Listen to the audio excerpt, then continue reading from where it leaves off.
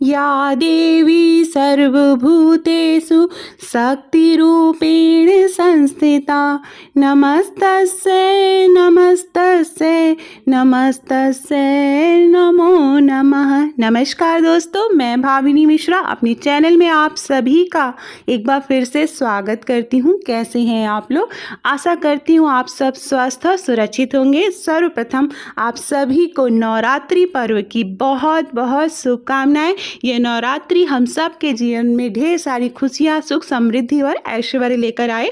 इस वीडियो में मैं आपसे शेयर कर रही हूँ नवरात्रि पूजा की सरल पूजा विधि और संपूर्ण पूजन सामग्री। कलश स्थापना कैसे करते हैं, बहुत ही सरल तरीके से जौ कैसे उगाते हैं, तो बहुत ही सरल तरीके से पूजा विधि मैं दिखाऊंगी।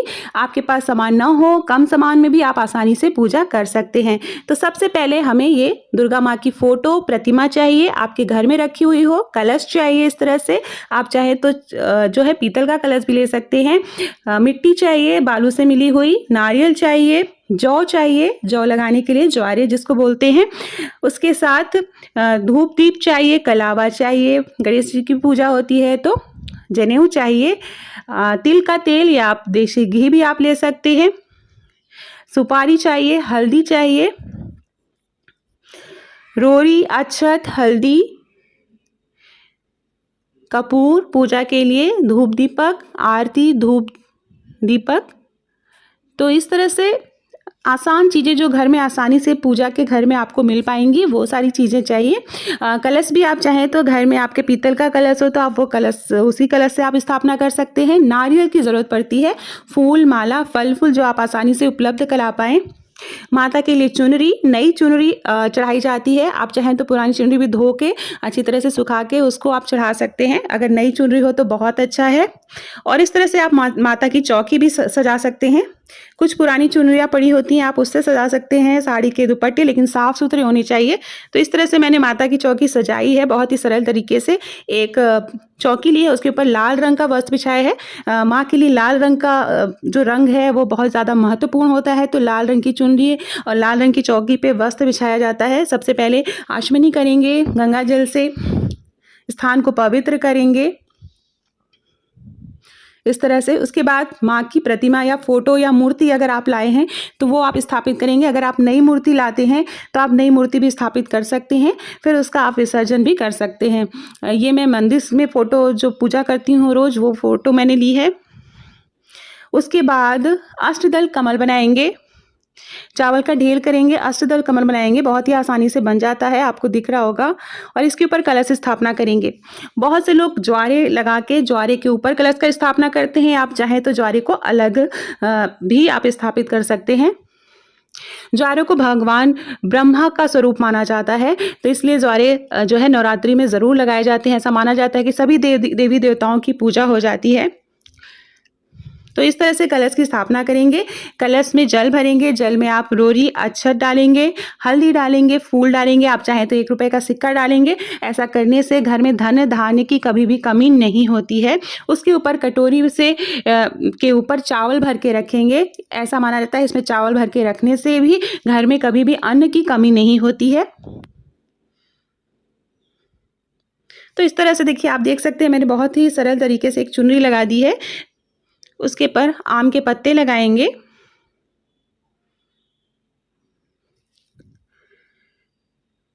अब उसके बाद हम गणेश जी की स्थापना करेंगे। गणेश जी, आपके पास गणेश जी की छोटी मूर्ति हो तो आप वो भी रख सकते हैं पूजा में, नहीं है तो सुपारी के ऊपर कलावा लगा के गणेश जी का स्वरूप मान के हम उनकी पूजा करेंगे। तो थोड़ा सा चावल का आसन बनाएंगे, उसके ऊपर गणेश जी रखेंगे। और ये देखिए ज्वारे मैंने छोटे पात्र में लिया है। अगर आपको कलश ऊपर रखना है तो आप बड़ा पात्र ले सकते हैं मिट्टी का, और उसमें हमेशा याद रखिएगा बालू और मिट्टी आप साथ में मिला के रखेंगे तो ही ज्वारे बहुत अच्छे उगते हैं। और जो ज्वारे हैं वो एकदम उसमें कीड़े नहीं होने चाहिए, आप अच्छे से बीन लीजिएगा, साफ सुथरा कर दीजिएगा। और रात में अगर ज्वारे आप भिगो के रखेंगे तो सुबह जो है ज्वारे बहुत अच्छे, आपके बहुत जल्दी ज्वारे उगने लगते हैं। तो इस तरह से ज्वारे में हम पानी डालेंगे और ज्वारे को भी स्थापित कर दिया। सबसे पहले गणेश भगवान जी की पूजा करेंगे, हल्दी कुमकुम अक्षत लगाएंगे। माँ दुर्गा की पूजा करेंगे, हल्दी कुमकुम अक्षत लगाएंगे। कलश की पूजा करेंगे और ज्वारे की पूजा करेंगे। अगर आप अखंड ज्योति जलाना चाहते हैं तो अखंड ज्योति में बहुत सारे नियमों का ध्यान रखना पड़ता है, तो आप अगर जलाना चाहें तो ठीक है, नहीं तो आप सुबह शाम देवी माता को धूप दीपक जला के आप आरती कर सकते हैं। अखंड ज्योति जलाना चाहते हैं तो उसकी भी विधि मैं आपको यहाँ वीडियो में दिखाऊंगी, तो ये ऑप्शनल है। आप अखंड ज्योति जलाना चाहते हैं तो आपको बहुत ध्यान देना रहता है, टाइम टाइम पे चेक करना रहता है।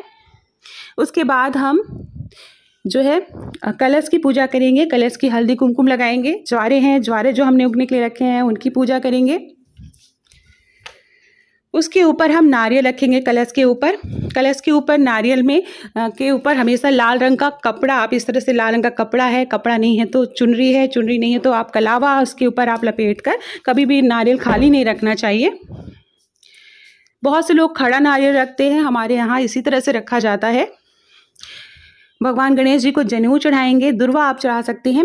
याद रखिएगा कि माँ दुर्गा की पूजा में तुलसी शामिल नहीं की जाती है, आप भोग के लिए तुलसी का उपयोग ना करें। माँ को चुनरी चढ़ाएंगे, नई चुनरी आप अगर ला सकें तो बहुत अच्छा है।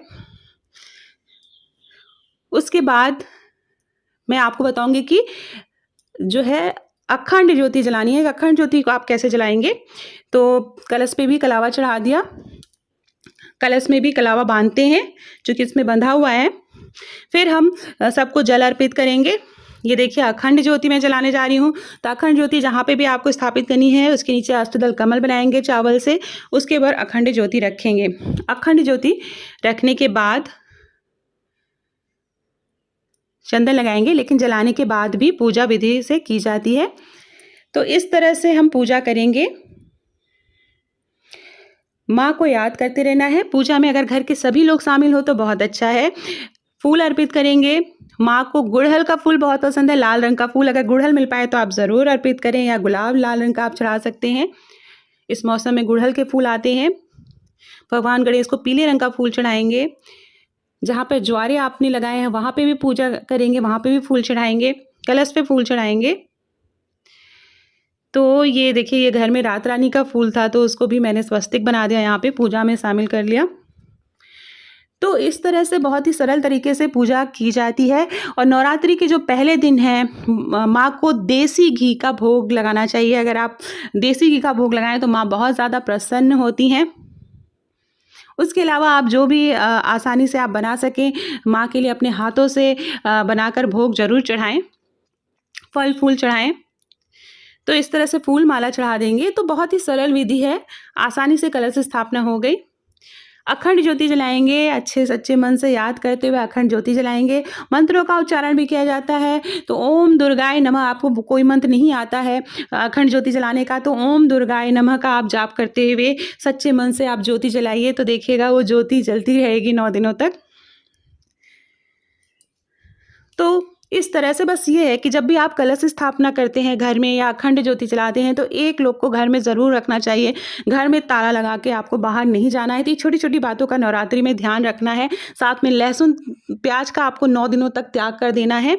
अगर आप 9 दिन व्रत रहते हैं तो अच्छा है, नहीं रह पा रहे हैं तो प्रथमा और अष्टमी के दिन आप व्रत रह सकते हैं। कलश स्थापना आप कर लीजिए, ज़रूरी नहीं है कि आप 9 दिनों तक व्रत रखें। फल फूल चढ़ाएंगे जो भी आपको आसानी से उपलब्ध हो पाए, केला सेब है जो भी आसानी से इस समय मिल रहा है। तो ज्वारे को आप अच्छी तरह से उगे तो सुबह शाम आप ज्वारे में बहुत ज़्यादा पानी नहीं डाल देना है, पानी का छिड़काव करते रहना है 2 या 3 टाइम। तो देखिएगा आपके ज्वारे बहुत अच्छे हो जाएंगे। बस याद रखना है ज्वारों को रात में आपको भिगो के रख देना है। सुबह अगर आपको माता के लिए ज्वारे लगाने हैं, माँ को श्रृंगार का सामान चढ़ाएंगे। श्रृंगार का सामान नहीं होगा तो आप चूड़ी और बिंदी ज़रूर चढ़ाएं। माँ को सिंदूर लगाएंगे। तो सिंदूरा आप जो भी पूजा में आप सिंदूरा शामिल करते हैं उसी सिंदूरे से आप सिंदूर लगाइए इस तरह से। और बाद में पूजा में आप सुहाग ले सकते हैं माँ दुर्गा से। तो ये इस तरह से सरल तरीके से हम घर में कलश स्थापना कर सकते हैं। ये अपने हाथों से मैंने प्रसाद खीर बनाई है माँ के लिए, तो वो भोग लगाएंगे। तो बस ये पूजा हो गई है, आरती करनी है। तो आरती से पहले दुर्गा सप्तशती का पाठ होता है, तो वो अगर आप पढ़ पाएँ तो अच्छा है, नहीं तो आप दुर्गा चालीसा पढ़ लें। आप दुर्गा चालीसा की छोटी बुक आती है तो वो आसानी से आप उसको पढ़ सकते हैं। उसमें दुर्गा चालीसा दी रहती है, आरती और कुछ आप अगर आप भजन कीर्तन करना चाहते हैं वो कर सकते हैं। दुर्गा सप्तशती का पाठ है तो वो पूरा पाठ आप 9 दिन में पार्ट वाइज डिवाइड करके भी कर सकते हैं। आप चाहें तो रोज़ पूरा पाठ कर सकते हैं। धूप बत्ती जलाएंगे, उसके बाद देवी माँ की आरती करेंगे।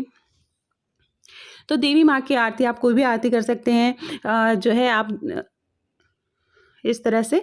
तो जब भी घर में सुबह शाम आरती करनी है, जब भी आप इस कलश स्थापना करते हैं, माँ दुर्गा का आह्वान करते हैं, तो 9 दिनों तक सुबह और शाम आप ज़रूर आरती करिए, धूप दीपक जलाइए। घर के सभी सदस्य पूजा में शामिल हों, इस बात का ध्यान रखेंगे।